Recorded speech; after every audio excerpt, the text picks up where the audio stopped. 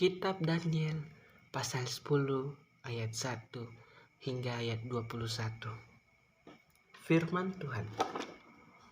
Penglihatan Daniel di tepi sungai Tigris. Pada tahun ketiga pemerintahan Kores, raja orang Persia, suatu firman dinyatakan kepada Daniel yang diberi nama Belteshazzar. Firman itu benar dan mengenai kesusahan yang besar. Maka dicamkannya firman itu dan diperhatikannya penglihatan itu. Pada waktu itu aku, Daniel, berkabung 3 minggu penuh. Makanan yang sedap tidak kumakan. Daging dan anggur tidak masuk ke dalam mulutku dan aku tidak berurap.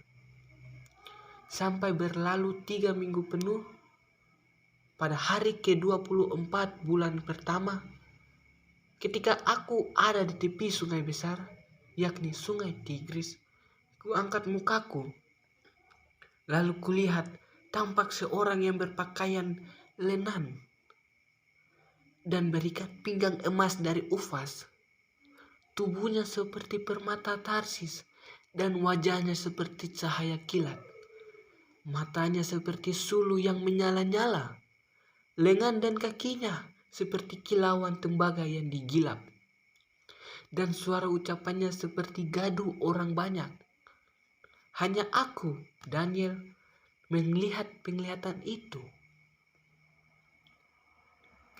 Tetapi orang-orang yang bersama-sama dengan aku tidak melihatnya. Tetapi mereka ditimpa oleh ketakutan yang besar, sehingga mereka lari bersembunyi. Demikianlah aku tinggal seorang diri. Ketika aku melihat penglihatan besar itu, hilanglah kekuatanku. Aku menjadi pucat sama sekali dan tidak ada lagi kekuatan padaku. Lalu ku dengar suara ucapannya, dan ketika aku mendengar suara ucapannya itu, jatuh pingsanlah aku, tertelungkup dengan mukaku ke tanah. Tetapi ada suara tangan menyentuh aku dan membuat aku bangun sambil bertumpu pada lutut dan tanganku.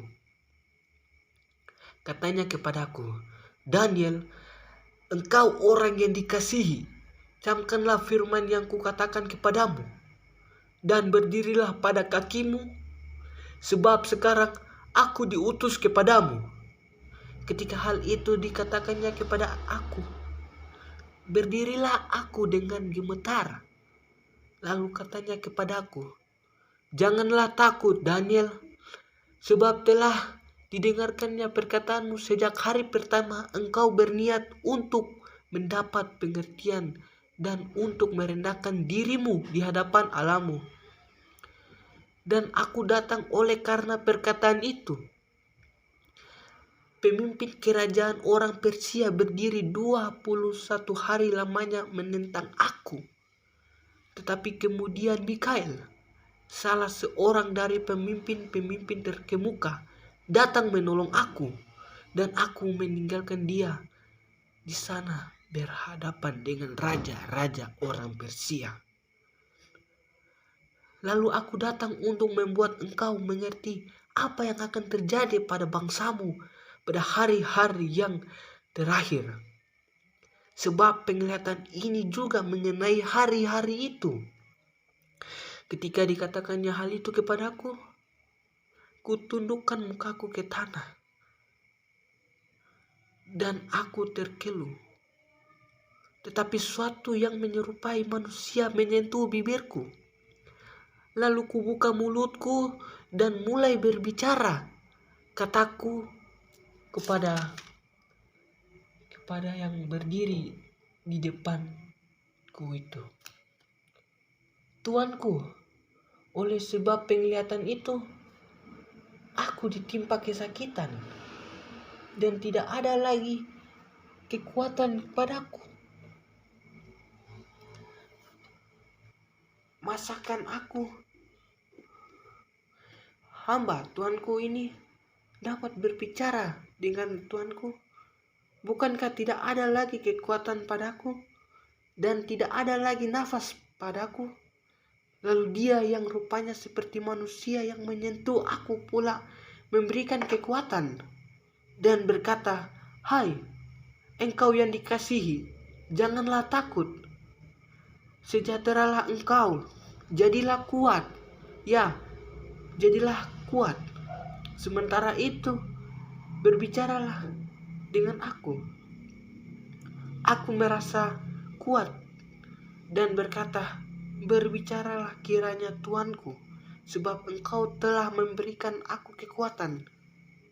Lalu katanya,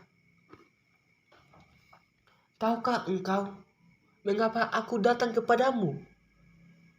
Sebentar lagi aku kembali untuk berperang dengan pemimpin orang Persia.